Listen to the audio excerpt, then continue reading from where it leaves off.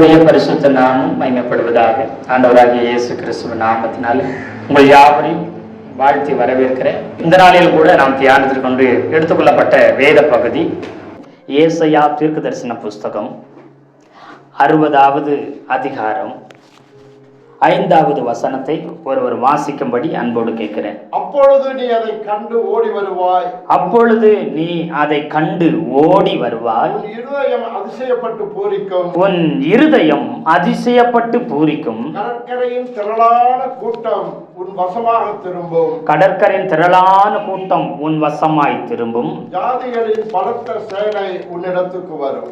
ஜாதிகளின் பலத்த சேனை உன்னிடத்துக்கு வரும். கர்த்தர் சொல்கிறார், உங்கள் இருதயம் அதிசயப்படும்படியான காரியங்களை உங்கள் வாழ்க்கையில கர்த்தர் நடப்பிக்க போகிறார்.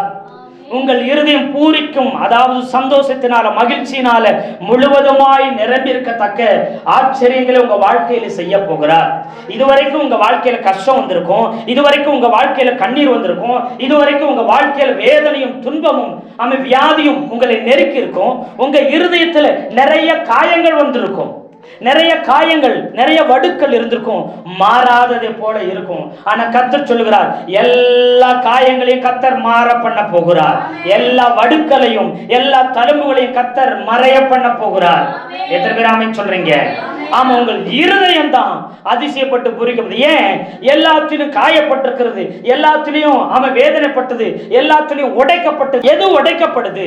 முதலாவது ஒரு மனிதனுடைய இருதயம், அவனுடைய மனம் முதல்ல உடைக்கப்படுது. வார்த்தையினால் உடைக்கப்படலாம், செயல்களால் உடைக்கப்படலாம், அனைவருடைய கிரியைகளால் உடைக்கப்படலாம், ஒரு சில காரியங்களால உங்கள் இருதயம் உடைக்கப்படும், உங்கள் இருதயம் காயப்படும், உங்கள் இருதயம் ஆறாத வடுக்கள் உண்டாயிருக்கும்.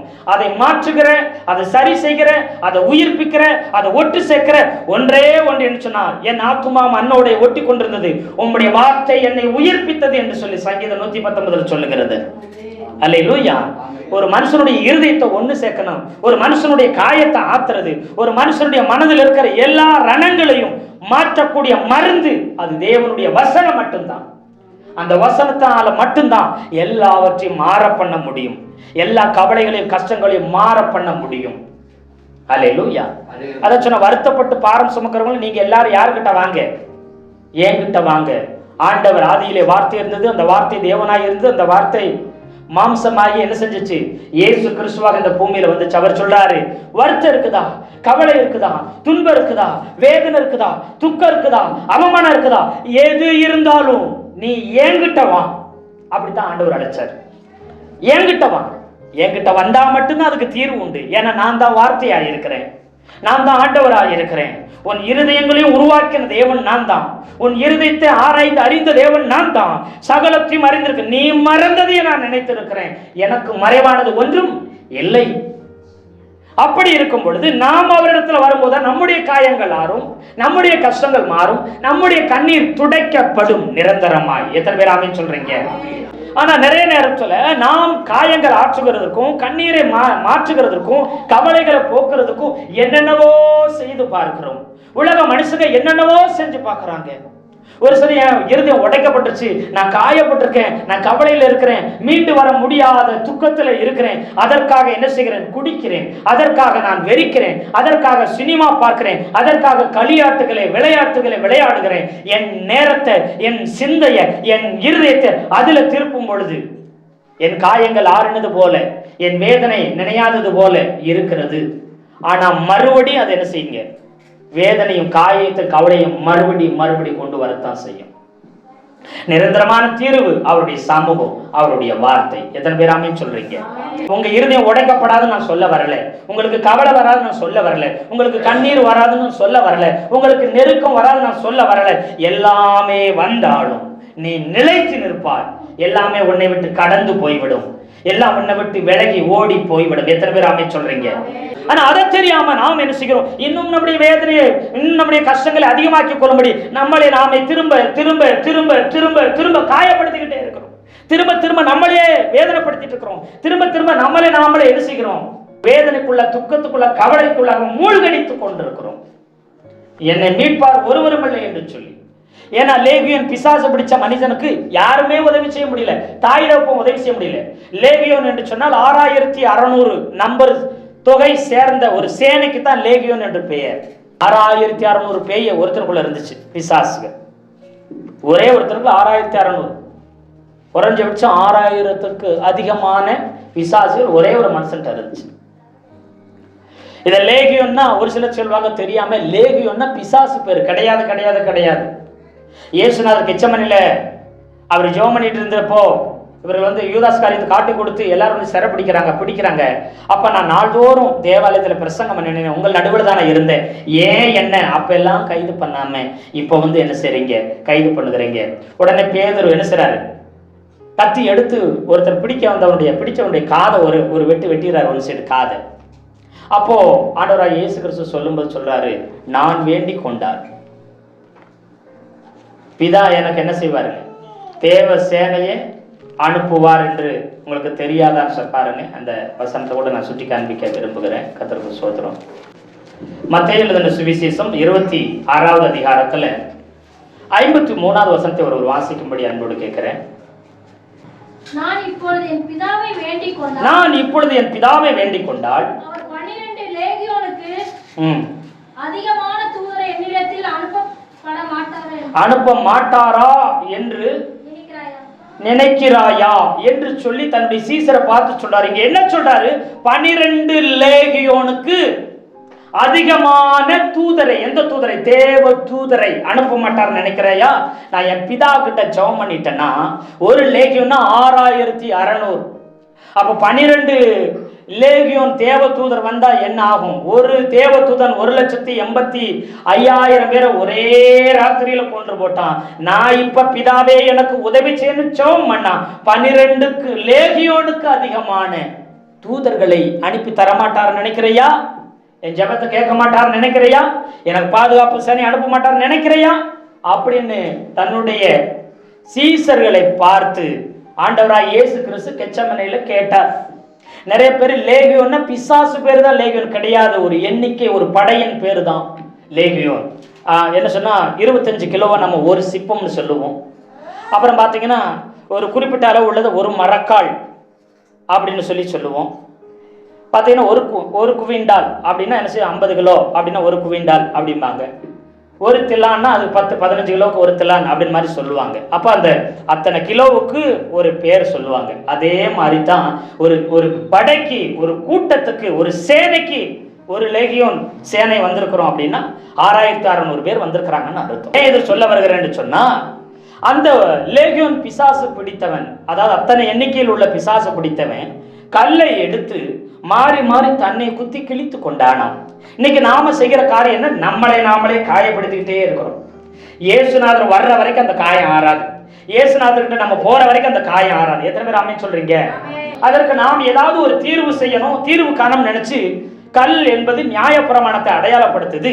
நியாயப்பிரமாணம், நீ இது செய்தால் நீதிமான், இது செய்யலனா குற்றவாளின்னு சொல்லி என்ன செய்தா அது நியாயத்திற்கிறது. இந்த நியாயப்பிரமாணம், நான் இதை செஞ்சா நான் நீதிமானாயிருப்பேன், நான் இதை செய்யல நான் குற்றவாளி, நான் பாவி, நான் தகுதி இல்லை, நான் சரியில்லை, நான் சொல்லி தன்னைத்தானே காயப்படுத்திக் கொண்டிருக்கிறான். அவனை தேடி இயேசுநாதர் வந்தார். அப்பொழுது அவனுக்கு ஒரு விடுதலை சுகத்தை கொடுத்து 10000 பிசாசிலிருந்து விடுதலை கொடுத்தார். எத்தனை பேர் ஆமென் சொல்றீங்க? அல்லேலூயா. அவருடைய சமூகத்துல வரும்போது, அவரிடத்துல வரும்பொழுது, அவருடைய வார்த்தை உங்களுக்கு நேரம் வரும்போது உங்களுடைய காயங்கள் எல்லாம் ஆறிவிடும். எத்தனை பேர் ஆமென் சொல்றீங்க? காயத்தை ஆற்றுகிற கர்த்தர் ஒரு சில நேரத்தில் சீர்படுத்தும்படி, சிறப்படுத்தும்படி, சரி பண்ணும்படி தேவனுடைய வசனம் என்ன செய்கிறதுனா, அது இருபுறமும் கருக்குள்ளதா இருக்கிறது. அதாவது இருபுறம் கருக்குள்ள எந்த பட்டயத்திலையும் கருக்கானதா அது இருக்குது. எபிரேயருக்கு எழுதின நிருபத்துல அந்த வசனம் இருக்கு. வசனம் எப்படி இருக்குதான், 4வது அதிகாரம் 12வது வசனம் எப்படியா சொல்லுது, தேவனுடைய வார்த்தையானது ஜீவனும் வல்லமையும் உள்ளதாயும் இருபுறமும் கருக்குள்ள எந்த பட்டயத்திலும் கருக்கானதாகும். அதாவதுனா இருபுறம் கருக்குள்ள, கூர்மையுள்ள, சார்புள்ள எந்த பட்டயமா இருக்கட்டும், உலகத்தில் இருக்கிற எல்லா கூர்மையான பட்டயத்தை விட அதிக கூர்மையா தேவனுடைய வசனம் இருக்கிறது. அல்லேலூயா சொல்லுங்களேன். அல்லேலூயா. இந்த வசனத்தை எடுக்கும் பொழுது, இந்த வசனத்தை போதிக்கும் பொழுது, இந்த வசனத்தை பேசும் பொழுது என்ன ஆகும்னு சொன்னா, இது இருபுறமும் கருப்புள்ளது, இருபுறமும் அது என்ன செய்கிறதா இருக்கிறது, வெட்டுகிறதா இருக்கிறது. அல்லேலூயா. அல்லேலூயா.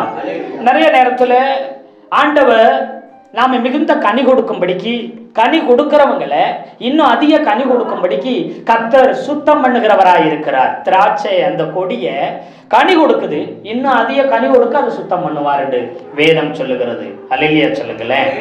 நாம் சுத்தம் பண்ணப்படுகிறது எதுக்கு? மிகுந்த கனி கொடுக்கும்படி. சுத்தம் பண்றதுனா எப்படி? அதை கட் பண்ணி விடுவாங்க, அதை கத்தரித்து விடுவாங்க. கனி கொடுக்காதனால கத்தரிக்கல, கனி கொடுத்து கொண்டிருக்கிறீங்க, இன்னும் அதிக கனி கொடுக்கும்படியே நீங்கள் சுத்தம் பண்ணப்படுகிறீர்கள். எத்தனை பேர் ஆமென் சொல்றீங்க? அல்லேலூயா. நிறைய பேர் என்ன நினைச்சாங்கன்னா, அப்ப நான் சரியில்லை, அப்ப நான் தகுதி இல்லை, அப்ப நான் பிரயோஜனம் இல்லாதவன், நான் ஒன்றுக்கும் உதவாதவனா இருக்கிறேன், அதனாலதான் எனக்கு இப்படிப்பட்ட வேதனைகளும் காயங்களும் வருகிறது, கடிந்து கொள்ளுதலும் புத்திமதியும் வருகிறதுன்னு நினைச்சு நாம என்ன செய்கிறோம்னா, நாம் சோர்ந்து போய் நம்மளை நாமளே என்ன செய்யறோம், காயப்படுத்திக் கொண்டிருக்கிறோம். இந்த காரியத்தில் ஆண்டவர் சொல்கிறார், காயப்பட்ட உன் இருதயம், உன்னால் நீயே காயப்படுத்திக் கொண்டே, காயப்பட்ட உன் இருதயம், மற்றவர்களால் காயப்படுத்தப்பட்ட இருதயம், சூழ்நிலையினால காயப்பட்ட இருதயம், வியாதி பலவீனத்தினால தேவைகளினால காயப்பட்ட உன்னுடைய இருதயம், அவமானம் நிந்தையினால காயப்பட்ட உன்னுடைய இருதயத்தை கர்த்தர் என்ன செய்யணும், காயம் கட்டுகிறவராய் இருக்கிறார். எத்தனை பேர் ஆமென் சொல்றீங்க? அல்லேலூயா. உங்கள் இருதயத்தை காயம் கட்டும்படிக்கே வருகிறார். நிறைய நேரத்தில் ஆண்டவரை எல்லாரும் காயப்படுத்துறாங்க, நீங்களும் என்னை ஏன் காயப்படுத்துகிறீங்க? உங்களுக்கும் நான் பிரயோஜனம் இல்லாமல் மாறிவிட்டேனா? உம்முடைய பார்வையில் நான் நல்லவன் இல்லையா? உமக்கு கூட ஏற்க முடியலையா? உம்மிடத்துல வருகிற ஒருத்தரையும் புறம்பே தள்ள மாட்டேன்னு சொன்னீங்களே, என்னையும் ஏன் தள்ளி விடுகிறீர்கள் என்று சொல்லி நிறைய நேரத்துல அறியாமையில் அழுது கொண்டிருக்கிறோம். மனுஷங்க தான் தள்ளி விட்டாங்க, நீங்களுமா என்ன தள்ளி விடுறீங்க? மனுஷங்க தான் எங்களை கஷ்டப்படுத்துங்க, நீங்களுமா என்ன கஷ்டப்படுத்துங்க? நிறைய நேரத்துல நாம கோவிக்கிறது ஆண்டவரிடத்துல, நாம சண்டை போடுறது ஆண்டவரிடத்துல. ஆனா அவர் சொல்லுகிறார், மகளே, மகனே, பிள்ளையே, இந்த இடத்துல ஒரு புண்ணு இருக்குது, இந்த இடத்துல உன் காலுக்குள்ள ஒரு முள்ளு இருக்குது, அது எப்பொழுதெல்லாம் நீ எடைய சுமைய கூட்டி நடக்கிறையோ அப்பெல்லாம் அது சுருக்கு சுருக்கு சுருக்குன்னு உன் காலை குத்திக்கிட்டே இருக்குது. உன்னை முன்னேற விடாம என்ன செய்யுது, அது குத்திக்கிட்டே இருக்கிறது. அது நிரந்தர தீர்வு கொடுக்கணும்னு சொன்னா அந்த இடத்தை குத்தி, அந்த இடத்தை கிழிச்சு, உள்ள இருக்கிற முள்ள இருக்கிற கசப்ப, உள்ள இருக்கிற வேதனைய, உள்ள இருக்கிற அவமானத்தை, உள்ள இருக்கிறத முற்றிலும் என்ன செய்யணும், சுத்தம் செய்யணும். அதற்காக நான் உன்னை காயப்படுத்துகிறேன். உன்னை நிரந்தரமாய் சந்தோஷமாய் இருக்கும்படி, நிரந்தர மகிழ்ச்சி உனக்கு உண்டாகும்படிக்கு, நிரந்தரமாய் உன் தலையை உயர்த்தும்படிக்கு ஒரு சில காயங்களை, ஒரு சில ரணங்கள், உனக்குள்ள மேல் பூச்சா நல்லா இருந்தாலும் உள் பூச்சா அது சீல்பிடித்திருக்குது, உள் பூச்சா அது காயமா இருக்குது. அதனால அதை என்ன செய்ய வேண்டியது இருக்குது, சரி செய்யும்படிக்கு இந்த சிச்சை வந்தது. எத்தனை பேர் ஆமென் சொல்றீங்க? அல்லேலூயா. அல்லேலூயா. ஒரு டாக்டர்கிட்ட நாம போகிறோம், டாக்டர்கிட்ட போனே டாக்டர் சொல்றாரு, எங்க ஒரு சில மாதங்களுக்கு முன்பதாக, ஒரு சில வருஷத்துக்கு முன்பதாக இந்த இடத்துல உங்களுக்கு அடிபட்டுச்சாங்க. ஏன் சொல்றீங்க? யோசிச்சு பார்த்தா ஆமாங்க டாக்டர், அடிபட்டு இருந்துச்சு, இப்பெல்லாம் நல்லா தான் இருக்குது, ஆனா அப்போ வலி இருக்குது, என்னன்னு தெரியல அப்படின்னு நீங்க சொன்னா டாக்டர் உடனே அந்த ஸ்கேன் எடுத்து பார்த்து அந்த இடத்த சுத்தமா பார்த்துட்டு சொல்லுவாரு, இல்லைங்க அந்த இடத்துல லைட்டா என்ன செய்ய, நரம்பு சுளுங்கி இருக்குது, இல்ல அப்போ காயப்பட்டது ஏதோ ஒரு துருவோ ஏதோ ஒண்ணு உள்ளுக்குள்ள இருக்குது, அது மேலோட்டமா எல்லாம் நல்லா ஆயிட்டாலும் உள்ளுக்குள்ள சின்ன சின்ன தூசு இருக்குது, அது என்ன செய்ய அப்பப்போ வலியை கொடுத்துட்டு இருக்குது அப்படின்னு. பரவாயில்லைங்க, அது வாட்டு வலியை கொடுத்துட்டு அப்பப்பதானே கொடுக்குது, அதெல்லாம் ஒரு பிரச்சனை, போயிட்டு போகுது அப்படி நம்ம சொல்லுவோமா? சொல்லுங்க, சொல்ல முடியாது, சொல்ல மாட்டோம். ஏன்னா நாளடைவில் அது பாதிக்கப்பட்டு அந்த நரம்பு பாதிக்கப்படும், அங்க இருக்கிற எலும்பு பாதிக்கப்படும், அங்க இருக்கிற சதையும் தோலும் பாதிக்கப்படும். நாளடைவுல முற்று முடிய அந்த இருந்த காலையை வெட்டி எடுக்கிற அளவு ஆபத்து, பேராபத்து வந்துடும். அப்ப நம்ம என்ன சொல்லுவோம்? தயவு செய்து அதை என்ன செய்யுங்க, இப்பவே அதை என்ன செய்யுங்க, கிழிச்சாலும் பரவாயில்ல, நீங்க ஆபரேஷன் பண்ணாலும் பரவாயில்ல, அந்த தூசியோ அந்த துருவையோ அந்த வேதனை காரணமா இருக்கிற எதையோ எப்படி முடியுமோ அகற்றிருங்க. வலி வேதனை இருந்தாலும் நான் அதை பொறுத்து கொள்ளுகிறேன்னு சொல்லி டாக்டர்கிட்ட சொல்லுவோம். எத்தனை பேர் ஆமென் சொல்றீங்க? அதே போலதான் எல்லா நேரத்திலும் எப்பயாவது ஒரு தவறுகள், தப்பிதங்கள், குற்றங்கள், குறைவுகள் இருக்கும் பொழுது கர்த்தர் சொல்றாரு, இது வேணாம், இது வேணாம், இது சரி பண்ணு, இதை சரி பண்ணு, இதை சுத்தம் பண்ணு, இதை சரி பண்ணுன்னு ஆண்டவர் வந்து வார்த்தையை அனுப்புவார். என்னத்த அனுப்புவாருங்க? வார்த்தை தான் பட்டயம், வார்த்தை தான் கத்தி, இருபுறமும் கருக்குள்ளது. அது வந்து என்ன செய்யுமா, நம்மளை சரி பண்ணும். அப்புறம் காலம் முழுவதும் அந்த கஷ்டம் உங்களுக்கு வராதபடிக்கு ஒரு நிரந்தர தீர்வு உண்டாகும்படி வார்த்தை அனுப்புகிறார் அவர். எத்தனை பேர் ஆமென் சொல்றீங்க? அல்லேலூயா. அப்போ ஒரு சில நேரத்துல நமக்கு அது என்ன செய்ய வேதனையா இருக்கிற மாதிரி தான் இருக்கிறோம். ஆனா நிரந்தரமான தீர்வு கர்த்தர் கொண்டு வர அவர் போதுமானவராய் இருக்கிறார். எத்தனை பேர் ஆமென் சொல்றீங்க? நிறைய நேரத்துல செய்யாத காரியத்துக்கு கூட நாம அவமானப்பட்டு வேதனைப்பட்டு நிக்கலாம். ஆண்டவர் சொல்லுகிறார், இன்னைக்கு ஒரு தேவ மனிதனை குறித்து பார்க்க போகிறோம். அவர் வாழ்க்கையில அவர் ஒரு தவறும் செய்யல. ஆனா அவருக்கு வந்த அவமானம், அவருக்கு வந்த நிந்தை, அவருக்கு வந்த காயம், அவருக்கு வந்த தோல்வி, அவருக்கு வந்த வேதனை அளவிட முடியாததா இருக்கிறது. எத்தனை பேர் ஆமென் சொல்றீங்க? ஆமென். நாம் இன்றைக்கு ஒரு தேவ மனிதனை பழைய ஏற்பாட்டுல இயேசுவுக்கு ஒரு முன்மாதிரி, ஒரு ரோல் மாடல் சொல்லுவாங்க. நல்லா கவனிச்சு பாருங்க. இயேசுநாதருக்கு நிழல் ஆட்டமா கிட்டத்தட்ட அதிகமான ஒப்புமை உடையவர் ஒரே ஒரு தேவ மனிதன் யாருன்னு கேட்டா அது யோசேப்பு. எத்தனை பேர் ஆமென் சொல்றீங்க? அல்லேலூயா. யோசேப்பு தான் பழைய ஏற்பாட்டுல எத்தனை பரிசுத்தவான்கள் இருந்தாலும் இயேசுநாதர் நிழலாட்டம் நிறைய காரியத்துல ஒத்து போற, மேக்சிமம் பகுதிக்கு மேல ஒத்து போகிற ஒரே பரிசுத்தவான் யாருன்னு கேட்டாங்க, அது யோசேப்பு தான். அந்த யோசேப்பினுடைய வாழ்க்கையில வந்த ஒரு சில காரியங்களை பார்க்க போகிறோம். அதற்கு சோத்திரம். இது ஒரு பெரிய நீண்ட நெடிய பிரசங்கமா இருந்தாலும் இந்த நாளிலும் கூட நம்ம கொஞ்சம் முக்கியமான ஒரு சில காரியங்களை இந்த நாளில பார்க்க ஏசப்பா நமக்கு உதவி செய்வாராக. அல்லேலூயா. ஆமா, சோத்திரம். நம்ம நிறைய காரியங்களை யோசேப்புக்கு சம்பவத்தை மற்ற காரியங்களை நம்ம படிச்சிருக்கிறோம், தெரிஞ்சிருக்கிறோம். இன்னைக்கு கூட ஒரு சில காரியங்களை நம்ம கற்றுக்கொள்ள ஏசப்பா நமக்கு உதவி செய்வார். கர்த்தருக்கு ஸ்தோத்திரம். பாருங்க, ஒரு ஆதியாகம புஸ்தகம் 39வது அதிகாரம் 20வது வசனத்தை ஒரு வாசிக்கலாம். யோசேப்பின் எஜமான் அவனை பிடித்து ராஜாவின் கட்டளையால் காவலில் வைக்கப்பட்டவர்கள் இருக்கும் சிறைச்சாலையிலே அவனை ஒப்புவித்தான். அந்த சிறைச்சாலையில் அவன் இருந்தான். இங்கே ஆதியாகமம் 39:20 வசனத்தை பார்த்தீங்கன்னா, ராஜாவின் கட்டளையால் யோசேப்பு என்ன செய்தானா, சிறைச்சாலையில் அடைக்கப்பட்டான். அவருடைய எஜமானாகிய போத்திபார் மூலம் அடைக்கப்பட்டான். இங்கு கவனிச்சு பாருங்க, ஒரு ராஜாவின் கட்டளையினால் அடைக்கப்பட்டாங்கன்னு சொன்னா அவங்க ஒண்ணு ராஜாவால மட்டும்தான் விடுதலையாக்க முடியும். அந்த நாட்டுல யாரு நினைச்சாலும் அவனை வெளியில கொண்டு வரவே முடியாது. ராஜா சொன்னா சொன்னதுதான். அவரை தவிர்த்து வேற எத்தனை பேர் வந்தாலும் எப்பேற்பட்டவங்க வந்தாலும் அவருக்கு விடுதலையே கிடையாது. அவர் சொன்னால் சொன்னதுதான். இப்போ ராஜாவால ஜெயில அடைக்கப்படுகிறார். யோசேப்பினுடைய இருதயத்தை பார்த்தீங்கன்னா, தகப்பன் வீட்டில் அவன் பாதிக்கப்பட்டது ஒரு பாகம் என்று சொன்னால், 17 வயசுக்குள்ள அவன் பாதிக்கப்பட்ட காயங்கள், அவமானங்கள், நிந்தைகள், தேவையில்லாத கஷ்டங்கள், அதெல்லாம் ஒரு பாகம், ஒரு பகுதியா இருக்குது. அடுத்து எகிப்துல வந்து அடிமையா இருந்தான், சிறைச்சாலையில் இருந்தான். அப்பொழுது அவன் பட்ட அவமானம், நிந்த, வேதனை, கஷ்டம், அது ஒரு பகுதியாக இருக்கிறது. அது 13 வருஷத்துல நடக்குது. முதல் 17 வருஷத்துல ஒரு குறிப்பிட்ட வயசுக்கு மேல அவன் பட்ட அவமானம், பாடுகளை 37வது அதிகாரத்துல சொல்லி இருக்குது.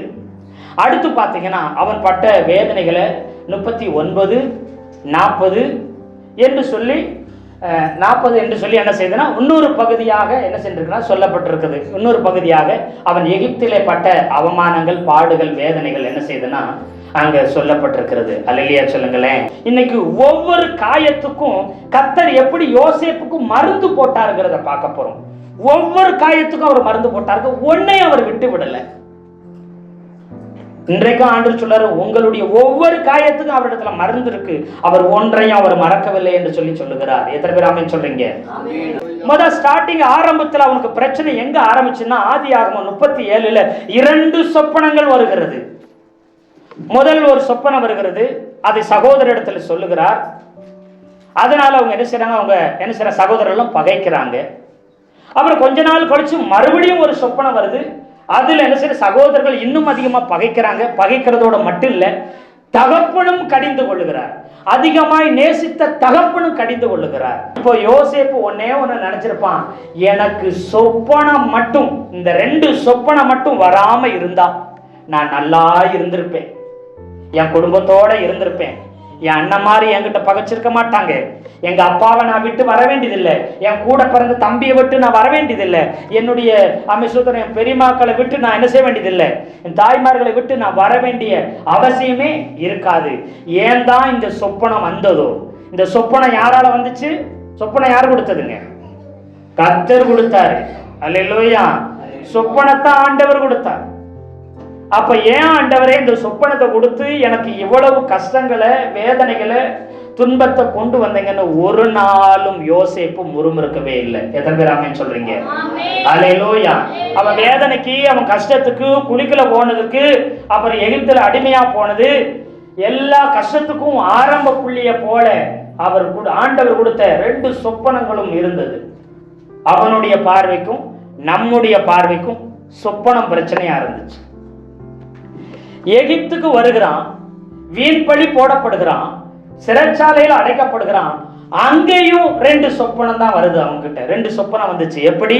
ஒருத்தன் பானபாத்திரக்காரன் தலைவன் சொப்பனம் கண்டேன்னு சொல்றான். இன்னொருத்தன் என்ன செய்யறான்? சுயம்பாகிகளின் தலைவன் என்ன செய்யறான்? அவனும் நான் ஒரு சொப்பனம் கண்டேன்னு அங்கேயும் 2 சொப்பனம் வந்துதான் நிக்குது. எது பிரச்சனைன்னு சொல்றோமோ அதுதான் அங்கேயே வந்து 2ஆ நிக்குது. இது என்ன வம்பா போச்சு அப்படி சொல்லாம அவர் சொல்லும் போது சொல்லாரு பாருங்க. ஆதியாகமம் 40:8 அவர் சொல்றாரு பாருங்க. அதற்கு அவர்கள் சொப்பனம் கண்டோம், அதற்கு அர்த்தம் சொல்லுகிறவன் ஒருவனும் இல்லை என்றார்கள். அதற்கு யோசேப்பு, சொப்பனத்துக்கு அர்த்தம் சொல்லுதல் தேவனுக்கு உரியதல்லவா, அவைகளை என்னிடத்தில் சொல்லுங்கள் என்றார். இங்க சொல்லும் பொழுது அவர் சொல்றாரு பாருங்க, சொப்பனமா வேண்டவே வேண்டாம், இந்த சொப்பனத்தால் தான் என் வாழ்க்கை தலைகீழ மாறி இன்னைக்கு ஒரு அடிமையா இருக்கிறேன். எப்ப உயிர் போகும்னு தெரியல. ராஜா பார்வோனே கட்டளையிட்டு இருக்கிறாரு, எப்ப அவனை மரத்துல தூக்குங்கன்னு சொன்னா அவன் சாக வேண்டியதுதான். ஏன்னா இந்த 2 பேரும் மரண தண்டனை கைதிகள் இருந்த இடம், யோசேப்பு இருந்த செயல தான் இந்த பானபாத்திரக்காரன் தலைவனும் சுயம்பாகியின் தலைவனும் இருந்தார் சொல்லி 40வது அதிகாரத்துல 3வது வசனம் சொல்லி இருக்குது. அவர்களை யோசேப்பு வைக்கப்பட்டிருந்த இடமும் தலையாரிகளின் அதிபதியின் வீடும் ஆகிய சிறைச்சாலையிலே காவல் பண்ணுவித்தான். இந்த 2 முக்கியஸ்தர்களும் யோசேப்பு இருந்த செயல தான் இருந்தாங்க. அவங்க மரண தண்டனை கைதியா இருந்தாங்க. கவனிச்சு பாருங்க. அப்ப யோசேப்பும் ஒரு மரண தண்டனை கைதியாக, ஒரு பிரதான அதிகாரியுடைய மனைவியை தவறாய் நடக்க முயற்சித்தான்னு சொல்லி இவருக்கு மரண தண்டனைக்கு ஒப்புவிக்கப்பட்டிருக்கிறார். எப்ப பார்வன் மறுபடியும் அவனை தூக்கி போடுங்கன்னு சொல்றானோ அப்பொழுது யோசேப்பின் உயிர் போய்விடும். நிச்சயமில்லாத வாழ்க்கை, எப்ப மரணம் வரும்னு தெரியாது.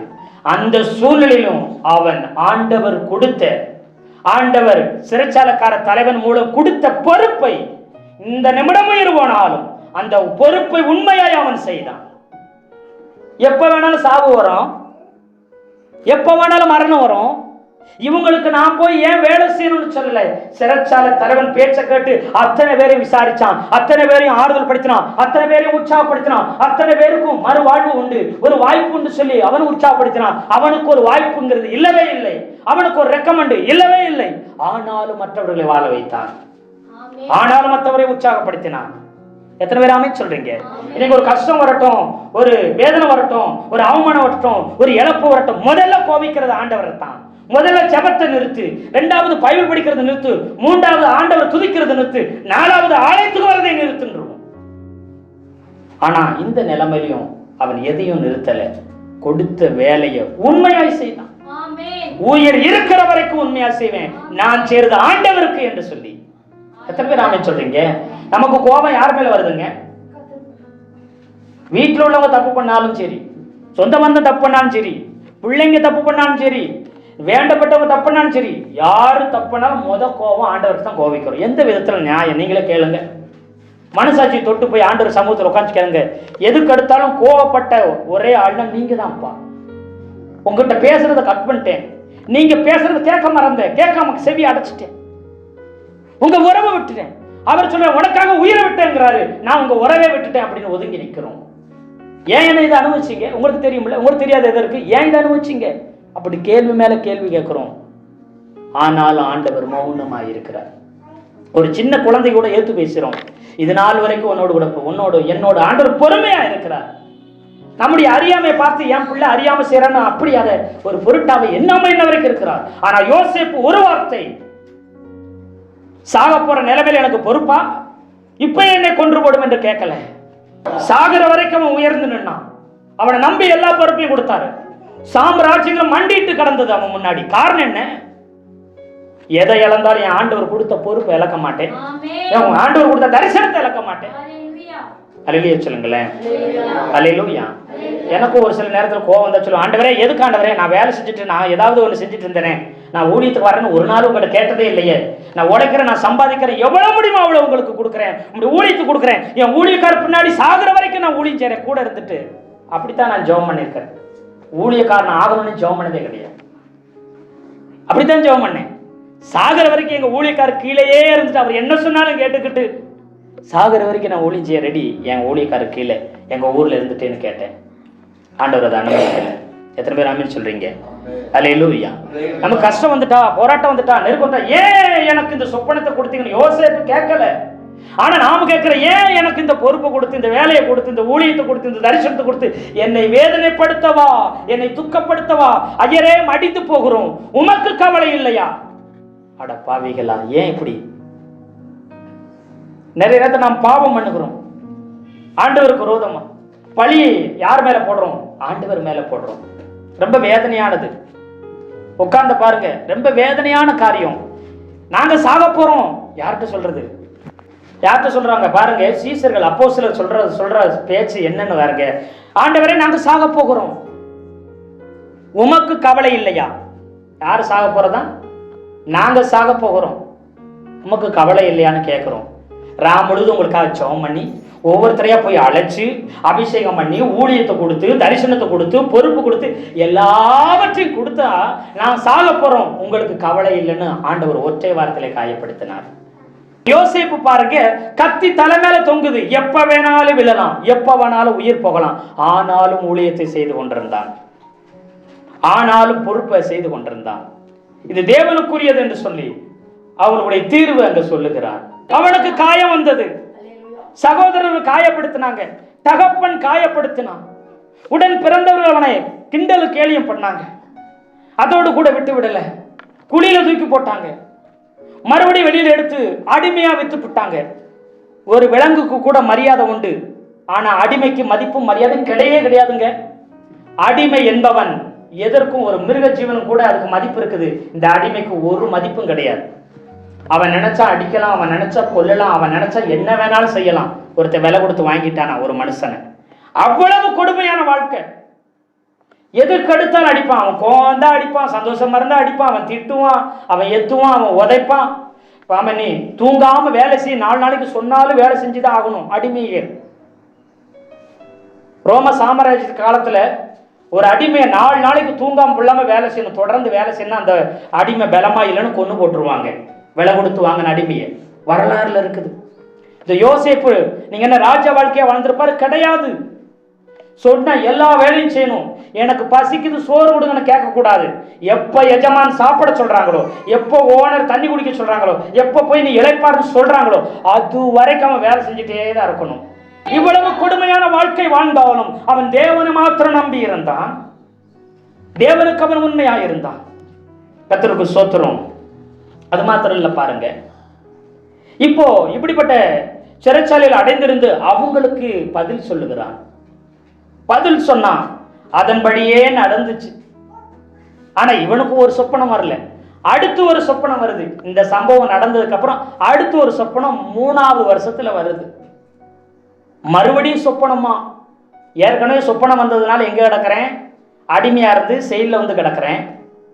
இன்னொரு சொப்பனம் வந்துச்சு 2 பேத்துக்கு, அவங்களுக்கு பதில் சொல்லி விளக்கம் சொன்னேன். சொன்ன மாதிரி 3வது நாள்லயே நடந்துச்சு. நான் சொல்லி 3வது நாள்ல நடந்துச்சு. ஒருத்தன் செத்து போயிட்டான், ஒருத்தனுக்கு பதவி உயர்வு மறுபடி வந்துச்சு. அவன் ஸ்தானத்தை கொடுத்தாங்க. தயவு செய்து என்ன நினைச்சுக்கோ, எனக்கு கெஞ்சினேன், தயவு செய்து என்ன நினைவு வச்சுக்கோ, பார்வோனுக்கு நீதான் மதுவை கொடுக்க போற, திராட்சை ரசத்தை கொடுக்க போற. கொடுக்கும்போது அப்படியே இப்படி ஒரு எபிராய பிள்ளையாண்டா இருக்கிறான், அவனுக்கு அளவா கொண்டு வரப்பட்டானா. அவன் ஒரு தப்பும் பண்ணலையா. பாருங்க, தப்பு பண்ண குற்றம் பண்ண என்னையவே நீங்க மன்னிச்சிங்கன்னா, அவன் ஒரு தப்பும் பண்ணாதவன உங்க ஆணையின் பேர்ல அவன் மரண தண்டனை கைதியா கிடக்கிறானா, தயவு செய்து அவனுக்கு ஒரு விடுதலை தாங்க அரசேன்னு சொல்லி ஒரு வார்த்தை நீ சொன்னா அவர் உடனே என்ன செய்வாரு? ஓய், தப்பு பண்ண சாவுக்கு நியமிக்கப்பட்ட இவனுக்கே நான் மன்னிப்பு கொடுத்தேன், ஏன் அவனுக்கு கொடுக்க கூடாது? சரி சரி, அவனுக்கு என்ன செய்யுங்க, விடுதலை ஆக்கி விடுங்க சொல்லியிருக்கிறாமல. ஒரு சொப்பனம் வந்து கஷ்டங்களும் கண்ணீரும் வேதனையும் அவமானமும் அடிமையுமா மாறிட்டேன். இன்னும் 2 சொப்பனத்தோட வந்தாங்க, ஆளுக்கு 2 பேர் வந்தாங்க. அந்த சொப்பனத்தினால எனக்கு எதிர்பார்ப்பு அதிகமானது, ஏக்கங்கள் அதிகமானது. அது நிறைவேறும், எப்படியாச்சும் மனுஷன் 2 நாள் கழிச்சு அவன் மேல போனதுக்கு அப்புறம் என்னை நினைச்சிருவான், எப்படி வெளியிலயாச்சும் வந்துருவேன்னு நினைச்சேன், கெஞ்சினேன். அவன் மறந்து போயிட்டான். சரி சரின்னு சொல்லி நம்ப வச்சுட்டு இப்ப மறந்து போயிட்டானே.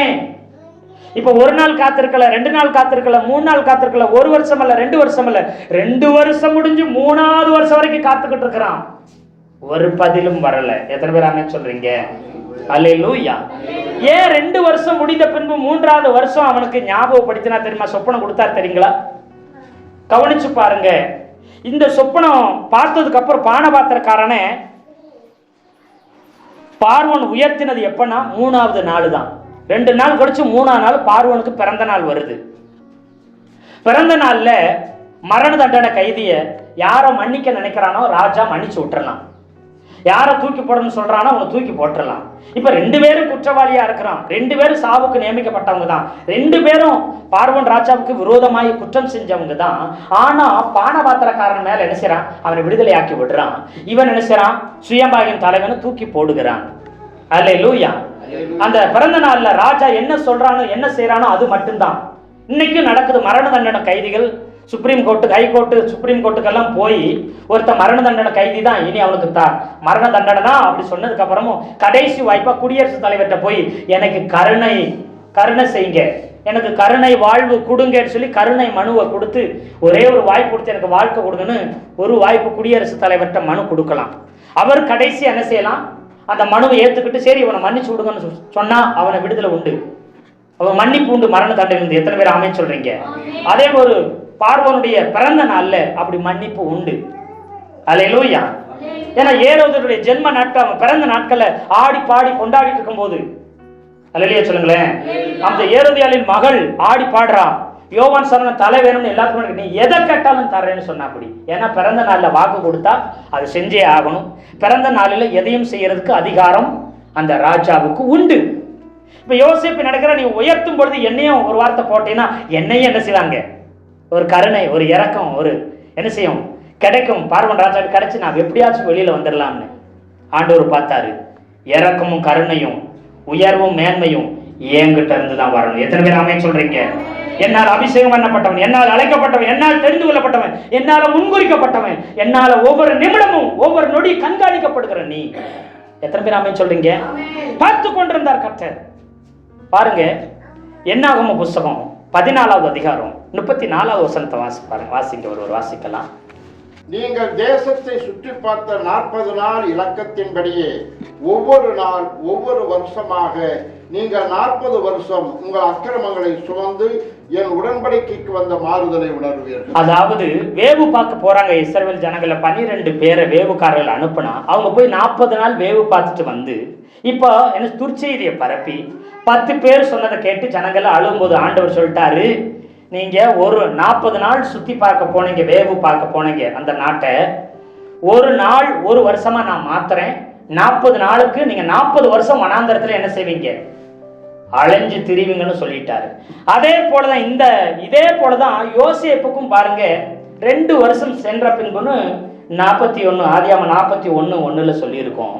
2 வருஷம் சென்ற பின்புன்னா இன்னொரு பைபிள்ல சொல்லும் போது 3ஆவது வருஷம் துவங்கும் பொழுதுன்னு இருக்குது. நீங்க இந்த பானபாத்திரக்காரன் உயர்த்தப்பட்டது என்னன்னு கேட்டீங்கன்னா 3ஆவது நாள்ல தான் உயர்த்தப்பட்டான். அதுக்கு அடிப்படையா ஒரு நாளுக்கு 1 வருஷம், 2 நாளுக்கு 2 வருஷம் காத்திருந்து 3வது நாளுக்கு அடையாளமா 3வது வருஷம் வரைக்கும் யோசேப்பை மறுபடி ஜெயில வச்சுட்டாரு ஆண்டவர். எத்தனை பேர் ஆமென் சொல்றீங்க? அல்லேலூயா. 3 நாளுக்கு அடையாளமா 3வது வருஷம் வரை அவன் பார்வோனும் மறந்து போனான். அது பானபாத்திரக்காரனும் மறக்க வச்சிட்டாரு, மறந்துருட்டாரு. உன்னை நம்பி 3வது நாள் எனக்கு விடுதலை வந்துடும் நினைச்சான். பானபாத்திரக்காரன் மூலம் பார்வன் மூலம் விடுதலை வரும் நினைச்சான். எதிர்பார்க்கிற மனுஷ தயவை எதிர்பார்த்துட்டு இருக்கிற. ஆனா கர்த்தர் சொல்றார், அபிஷேகம் பண்ணப்பட்ட தரிசனம் உள்ளவனுக்கு முழுவதும் ஆண்டவர் தான் பொறுப்பு. விழுந்தாலும் எழுந்தாலும் கர்த்தரே பொறுப்பு. எத்தனை பேர் ஆமென் சொல்றீங்க? அல்லேலூயா. என்னால் அவன் தெரிந்து கொள்ளப்பட்டவன் என்று சொல்லி ஆண்டவர்கள் சொல்லி 2 வருஷம் முடிஞ்சு 3வது வருஷம் வரைக்கும் ஜெயில உட்கார்ந்துருக்கிற. அப்படி வெயிட் பண்ற. அப்படி இப்போ மறுபடியும் பார்வோனுக்கு 2 சொப்பனம் வருது. ஏன் ஒத்த சொப்பனம் வந்தா? ஏன் 3 சொப்பனம் வந்திருக்க கூடாதா? மறுபடியும் 2ல தான் ஆண்டவர் என்ன செய்கிறார்? வேலையை துவங்குகிறார். பார்வோனுக்கு 2 சொப்பனம் வந்துச்சு. 2 சொப்பனம் வந்தது. அதனால பகைக்கப்பட்டான், வேதனைப்படுத்தப்பட்டான், அடிமையாய் போனான், சிறைச்சாலைக்கு வந்திருக்கிறான். அடுத்து ஒரு 2 பேருக்கு சொப்பனம் வருது. 2 சொப்பனங்கள் அவனுக்கு முன்பாக வருது. அப்போ மறந்து போயிட்டாங்க, நன்மை செய்யல, துரோகம் பண்ணது போல பார்வைக்கு இருந்துச்சு. மறக்கடிச்சிட்டார் கர்த்தர். அல்லேலூயா. அவன் இன்னும் வேதனையோட இருக்கிறான். இப்ப மறுபடியும் 2 சொப்பனங்களை என்ன செய்தனா வருது. இந்த 2 சொப்பனம் வரும்போது நீங்க கவனிச்சு பாருங்க. வந்து முன்னாடி நிற்கிறார். முன்னாடி நின்று அந்த சொப்பனங்களை சொல்லுகிறார். பார்வோன் ராஜா சொன்ன உடனே இந்த சொப்பனத்துக்கு பதில் என்னால முடியாதுன்னு சொல்லி கர்த்தர் தான் தருவார் சொல்லி மறுபடியும் ஆதியாகமம் 41 16வது வசனம். அப்பொழுது யோசேப்பு பார்வோனுக்கு பிரதியுத்தரமாக, நான் அல்ல, தேவனே பார்வோனுக்கு மங்களகரமான உத்தரவு அருளி செய்வார் என்றார். என்னால் அல்ல, தேவனே பார்வோனுக்கு மங்களமான உத்தரவு அருளி செய்வார். மறுபடியும் சொப்பனமா அப்படி சொல்லல, தைரியமாய் போய் நிற்கிறான். அல்லேலூயா சொல்லுங்களேன். அல்லேலூயா. இந்த சொப்பனத்துக்கு கர்த்தரே, என் தேவனே சொப்பனத்தை கொடுத்தவர், சொப்பனத்துக்கு வியாக்கியானம் பண்ணுகிறவர், சொப்பனத்துக்கு பதில் தருகிறவர் அவர் ஒருவரே என்று சொல்லி அது மங்களமான பதில் தருவார், உத்தரவு தருவார் சொல்லி அதற்கு பதில் சொல்ல ஆரம்பிக்கிறான். அல்லேலூயா சொல்லுங்களேன். இப்போ இந்த 2 சொப்பனத்துக்கு யோசேப்பு வழி வாய்ப்பு, இதுக்கு என்ன செய்யணுங்கிற ஆலோசனை 2 தான் சொல்லுகிறான். 2 ஐடியா சொல்லுகிறார். இந்த 2 சொப்பனத்துக்கு தீர்வு என்ன? 2 ஐடியா. ஒண்ணு என்ன செய்யணும்? 33வது வசனம் அதே அதிகாரத்துல, ஆகையால் விவேகமும் ஞானமும் உள்ள ஒரு மனுஷனை தேடி அவனை எகிப்து தேசத்திற்கு அதிகாரியாக பார்வோன் ஏற்படுத்துவாராக. இப்போ முதல் ஆலோசனை சொல்றாரு. இப்போ நீங்க என்ன செய்யணும்? விவேகம் உள்ள ஞானம் உள்ள ஒரு மனுஷனை எகிப்து தேசம் முழுக்க தேடுங்க. அப்படி ஒருத்தனை தேடி அவன் எகிப்து தேசம் முழுவதுக்கும் அதிகாரியாக பார்வோன் நீங்க வைங்க. அப்படிங்கிற முதல் ஆலோசனை. 7 வருஷம் செழிப்பான நாட்கள் வரும், அப்புறம் 7 வருஷம் பஞ்சம் வரும். 7 வருஷம் செழிப்பான நாட்களை நீங்க என்ன செய்யணும்? எல்லா தானியத்தையும் என்ன செய்யுங்க? ஒன்று சேர்த்து அந்த 5ல் 1 என்ன செய்யணும்? வாங்கி அதை விவேக ஞானம் உள்ள மனுஷன் அதை சேகரித்து வைங்க. இந்த 7 வருஷம் பஞ்ச காலத்துக்கு இது போதுமானதா இருக்கும்படிக்கு முதல் ஆலோசனை. ஒரு விவேகம் ஞானமுள்ள மனுஷன் என்ன செய்யும்? அதிகாரியாக பார்வோன் ஏற்படுத்துவாராக முதல் ஆலோசனை. 2வது ஆலோசனை பார்த்தீங்கன்னா 34 35வது வசனத்துல சொல்லுகிறது, இப்படி பார்வோன் செய்து தேசத்தின் மேல் விசாரணைக்காரரை வைத்து பரிபூர்ணமுள்ள 7 வருஷங்களில் எகிப்து தேசத்திலே விளையும் விளைச்சலில் 5ல் 1 பங்கை வாங்கும்படி செய்வாராக. அவர்கள் வரப்போகிற நல்ல வருஷங்களில் விளையும் தானியங்களை எல்லாம் சேர்த்து பட்டணங்களில் ஆகாரம் உண்டாயிருக்கும்படிக்கு பார்வோனுடைய அதிகாரத்திற்குள்ளாக தானியங்களை பத்திரப்படுத்தி வைத்து வைப்பார்களாக. ஆமா. 2வது ஆலோசனை, அந்த அதிகாரி மூலம் 5ல் 1 மடங்கு எல்லாத்தையும் நல்ல விளைச்சல் 7 வருஷத்துல வாங்கி வைக்க சொல்லி அதுக்கு களஞ்சியங்களை கட்டி தானியங்களை பத்திரப்படுத்தி வச்சிருந்தீங்கன்னா வரப்போற 7 வருஷ பஞ்சத்துல உங்களுக்கு பஞ்சம் வராது, தேசத்துக்கு பஞ்சம் வராது, பட்டினியில யாரும் சாகவே மாட்டாங்க, இதுல காப்பாற்றப்படுவீர்கள் என்று சொல்லி ஆலோசனை 2 ஆலோசனை தருகிறார். எது உங்களுக்கு பிரச்சனை நினைக்கிறீங்களே அதுதான் உங்களுக்கு தீர்வா வரப்போகுது. எது உங்களுக்கு தொல்லை நினைக்கிறீங்களே அதுதான் உங்களுக்கு மகிழ்ச்சியாய் மாறப்போகிறது. எத்தனை பேர் ஆமென் சொல்றீங்க? எது உங்களுக்கு சங்கடத்தை உண்டு பண்ண நினைக்கிறீங்களோ அதுதான் உங்களுக்கு சந்தோஷத்தை கொண்டு வரப்போகிறது. அவர் கொடுத்த அழைப்பா, அவர் கொடுத்த அபிஷேகமா, அவர் கொடுத்த தரிசனமா, அவர் கொடுத்த குடும்பமா, அவர் கொடுத்த ஊழியமா, அவர் கொடுத்த பொறுப்பா? எது உங்களுக்கு இந்த காலத்துல வேதனை போல, கஷ்டமா இருக்கிறது போல, துன்பத்தை போல காணப்படுகிறதோ, ஆண்டவர் சொல்கிறார், கர்த்தர் சொல்கிறார், அது உன்னை வேதனைப்படுத்தாது. எது உங்களை வேதனைப்படுத்துதோ அது உங்களுக்கு மகிழ்ச்சியை உண்டு பண்ண போகிறது. எத்தனை பேர் ஆமென் சொல்றீங்க? அல்லேலூயா. எனக்கு 2 ஆகாது யோசேப்பு. நீங்க பேதுருட்ட போய் கேட்டா எனக்கு 3 ஆகாது. ஏன்? 3 தடவை நான் என்ன செஞ்சேன்? மறுதலிச்சேன் இயேசுநாதரை. 3 ஆகாது. 2 தடவை சேவலுக்கு போகும்போது நீ என்ன செய்ய? 3 தடவை என்ன மறுதலிப்ப அப்படி சொல்லிட்டு அவர் 3 எனக்கு ஆகாது அப்படி சொல்லி அவர் என்ன செஞ்சிருக்கிறாரு சொல்லிட்டு இருந்தா பாத்தீங்கன்னா, பெந்தேகோஸ்தே நாள் வருது, பரிசுத்தாவி இறங்கி வர்றாரு, 3000 பேர் ரட்சிக்கப்படுறாங்க. அதுலயே 3 தான் வருது. எத்தனை பேர் ஆமென் சொல்றீங்க? அல்லேலூயா. 3000. அங்க இயேசுநாதர் உயிர்த்தெழுந்து வந்த பொழுது பாத்தீங்கன்னா மீன் பிடிக்க போறாங்க. மீன் பிடிக்க போயிட்டு வந்தா அங்க மீன் எண்ணிக்கை பெரிய மீன் 153. என்னதுங்க? 153. அங்கேயே 3 தான். அந்த தரிசனம் பேதுரு அவனோட கூட இருக்கிறவங்களுக்கு அந்த தரிசனம் எத்தனாவது தரிசனம்? அது 3வது தரிசனம் நினைக்கிறேன். அந்த யோவான் சுவிசேஷம் 21வது அதிகாரம் 14வது வசனம் வாசிங்களேன். இயேசு மரித்தோரிலிருந்து எழுந்த பின்பு தம்முடைய சீசருக்கு அருளின தரிசனங்களில் இது 3வது தரிசனம். 3வது தரிசனம். மறுபடியும் 3 கிடைச்ச மீனும் மேல சொல்லிருக்கு 153. எலும்பி அபிஷேகம் பண்ணப்பட்டு பிரசங்கம் பண்ணும் பொழுது 3000 பேர். 3 கொர்நேலியு வீட்டுக்கு போகிறதுக்கு முன்னாடி அந்த ஜெபம் பண்ணிக்கிட்டு இருக்கும்போது 3 மனுஷங்க வர்றாங்க. எத்தனை பேர் வந்தாங்களாம்? இதோ 3 பேர் உன்னை கூப்பிடும்படி வருகிறார்கள். அதுக்கு முன்னாடி துப்பட்டி வருது. அதுக்குள்ள இவங்க புசிக்க கூடான்னு சொல்லுகிற மிருகங்கள்லாம் அந்த துப்பட்டிகள் இருக்குது. அந்த தரிசனமும் 3 தடவை வருது. எத்தனை பேர் ஆமென் சொல்றீங்க? தரிசனமும் 3, கூப்பிட வந்தவங்க 3, அற்புதம் நடந்தா 3, ஆண்டவர் சந்திச்சா 3, ரட்சிக்கப்பட்டாலும் 3. அந்த நம்பர் இலக்கத்தை தான் வருது. அல்லேலூயா. எது உங்களுக்கு விழுகன்னு நினைக்கிறீங்களோ, எது உங்களுக்கு தோல்வி நினைக்கிறீங்களோ, எது உங்களுக்கு கஷ்டமா இருக்குன்னு நினைக்கிறீங்களோ, அதிலேயே கர்த்தர் உங்களுக்கு செழிப்பையும் சந்தோஷத்தையும் மகிழ்ச்சியும் அற்புதத்தையும் அதுக்குள்ள தான் வச்சிருக்கிறார். எத்தனை பேர் ஆமென் சொல்றீங்க? இங்க யோசேப்பினுடைய வாழ்க்கையிலையும் பாருங்க. ஆதியாகம புஸ்தகம் 41வது அதிகாரத்துல 40வது வசனத்தை வாசிக்கும்படி அன்போடு கேட்கிறேன். நீ என் அரண்மனைக்கு அதிகாரியாய் இருப்பாய், உன் வாக்கின்படியே என் ஜனங்கள் எல்லாரும் அடங்கி நடக்க கடவர்கள், சிங்காசனத்தில் மாத்திரம் உன்னிலும் நான் பெரியவனாய் இருப்பேன் என்றார். இங்கேயும் யோசேப்புக்கு 2வது ஸ்தானம். சிங்காசனத்தில் உட்கார்ந்து பார்வோன் பெரியவனாய் முதல் இடத்துல இருக்கிறான்.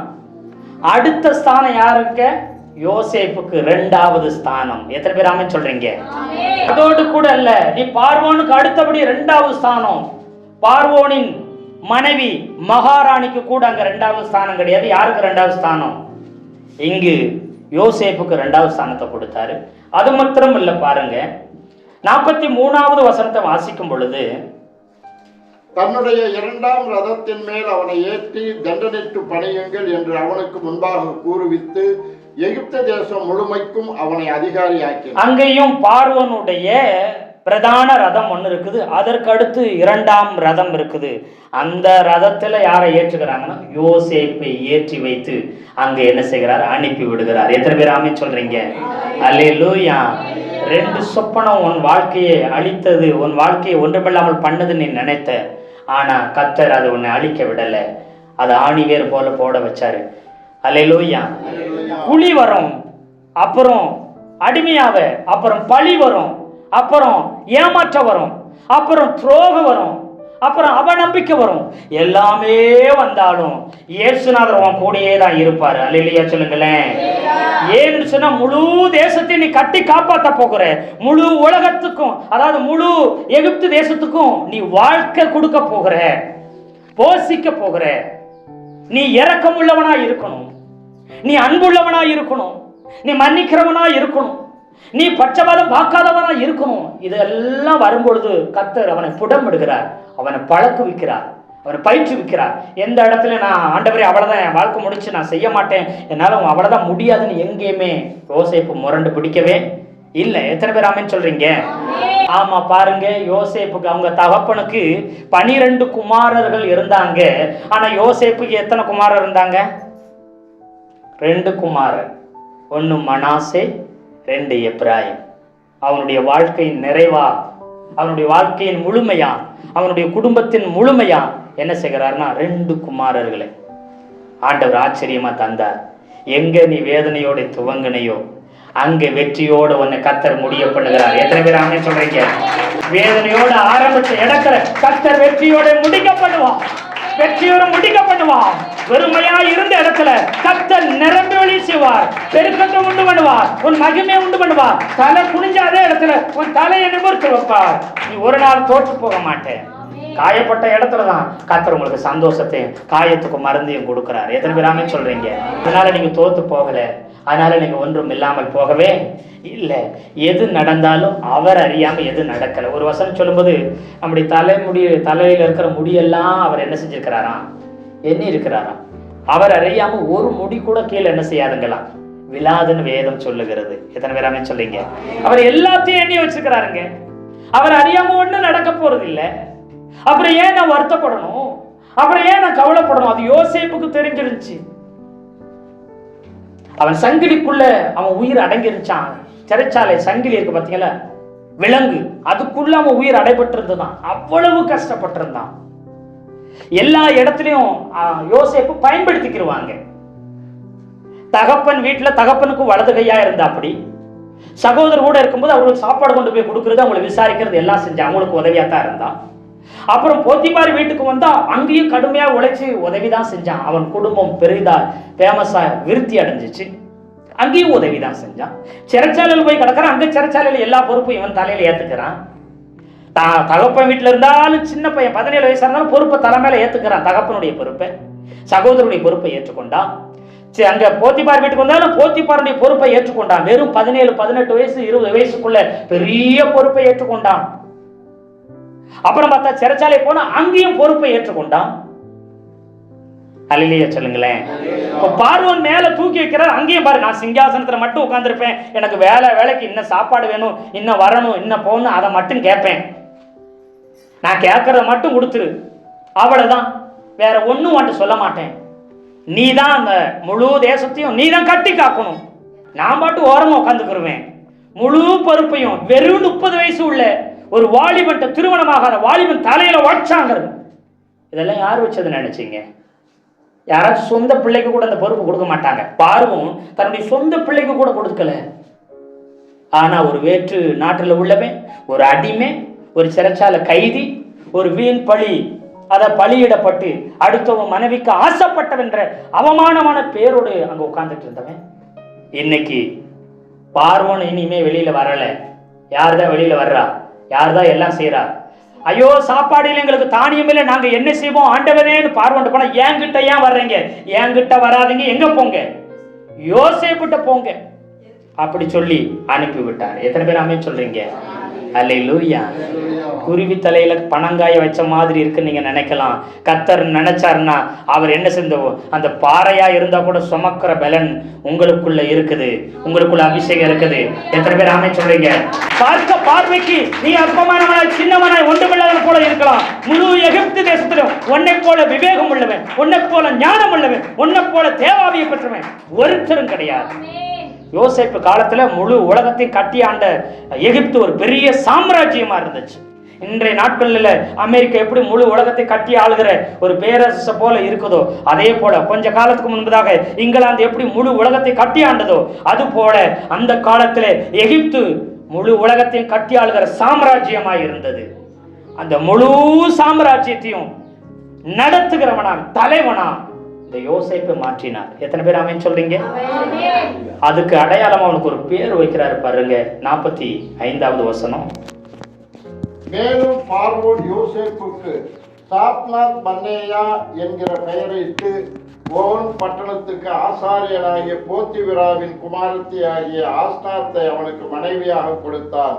யோசேப்பு எகிப்து தேசத்தை சுற்றி பார்க்கும்படி புறப்பட்டார். சிறைச்சாலையை மட்டும் சுற்றி பார்த்தவன், போத்திப்பார் வீட்டை மட்டுமே சுற்றி பார்த்து கொண்டிருந்தவன், அதை விட்டு வெளியில போக கூட அனுமதி இல்லாத இந்த ஒரு அடிமை மண்டிட்டு கிடந்தவன் இன்னைக்கு முழு தேசத்தையும் ராஜ கம்பீரத்தோடு முழு எகிப்து சாம்ராஜ்யத்தையும் ராஜாவினுடைய 2வது ரதத்தில் ராஜாவின் முத்திர மோதிரத்தை அணிந்து சர்வ வல்லமை படைத்தவனாய் அவன் சுற்றி வருகிறான். அவன் சுற்றி வந்தான். ஒரு நாள் அடிமையாக கையில் விலகிடப்பட்டவன் அழுது கொண்டு வேதனையோடு வந்தவன் இன்னைக்கு ராஜாவினுடைய மோதிரம் இருக்குது. முழு தேசமும் முழு சாம்ராஜ்யமும் இவன் வாயில வர்ற வார்த்தை கடவுளின் வார்த்தை மாதிரி. எத்தனை பேர் ஆமென் சொல்றீங்க? அது அப்படியே நடந்து ஆகணும். அப்படி ஒரு சர்வ வல்லமையில படைத்தவனா சுற்றி வருகிறான். இவனுக்கு பேர் வைக்கிறாங்க சாப்நாத் பனையா என்று சொன்னா, எகிப்து வார்த்தையில சாப்நாத் பனையா என்று சொன்னா பரிபூரண ஜீவன் அர்த்தம். பரிபூர்ணம் உள்ள ஜீவன் உடையவன் என்று சொல்லி பேர் வைக்கிறார். எல்லா பரிபூர்ண நிறைவான ஜீவன் உடையவன் என்று பேர் வைக்கிறார். பரிபூர்ண ஜீவன் உடையவர் யாருங்க? இயேசு கிறிஸ்து. யோவான் 10:10 சொல்றாரு, நானே அவைகளுக்கு ஜீவன் உண்டாகவும் அவை பரிபூர்ணப்படவும் வந்தேன் என்று சொல்லுகிறார். அல்லேலூயா சொல்லுங்களேன். இதை ஜெரோம் அப்படிங்கிற வேத பண்டிதர் இதை எப்படி மொழிபெயர்த்துக்கிறாருன்னா, சாப்நாத் பனையான்னு சொன்னா உலக ரட்சகர் என்ற அர்த்தமா. உலக ரட்சகர் யாருங்க? இயேசுநாதர். அப்படின்னா அந்த காலத்துல முழு உலகத்தையும் காப்பாற்ற வந்த ரட்சகனாய் யோசேப்பு மாறி. நல்ல கரங்களை தட்டி கத்திரி சோத்திரம் பண்ணுங்க. நல்ல கரங்களை தட்டி கத்திரி சோத்திரம் பண்ணுங்க. என்னை தப்பிக்கிறதுக்கு, என்ன காப்பாற்ற, என்ன போஷிக்கிற, என்ன விடுதலை ஆக்குறதுக்கு எனக்கே தைரியம் இல்லை, எனக்கே திறமை இல்லை, எனக்கு ஒண்ணுமில்லைன்னு புலம்பிக் கொண்டிருந்த உன்னை பார்த்து சொல்கிறாரு, உலகத்தை ரட்சிக்க, உலகத்தில் பரிபூர்ண ஜீவன் உண்டாக, உலகத்தில் தேவனுடைய வல்லமையை ஆமென் கொண்டு வரத்தக்கதாக ஒரு பரிபூர்ண ஜீவனும் வல்லமை உள்ள ரட்சகனாக கடைசி கால எழுப்புதல் கர்த்தர் உன்னை தெரிந்தெடுத்திருக்கிறார். கர்த்தர் உன்னை தெரிந்தெடுத்திருக்கிறார். கர்த்தர் உன்னை தெரிந்தெடுத்திருக்கிறார். எத்தனை பேர் ஆமென் சொல்றீங்க? அல்லேலூயா. ஆமென். ஸ்தோத்திரம். கர்த்தர் தாமே இந்த வார்த்தைகளை கொண்டு நாம் ஒவ்வொருவரையும் ஆசீர்வதிப்பாராக. ஆமென், ஆமென், ஆமென்.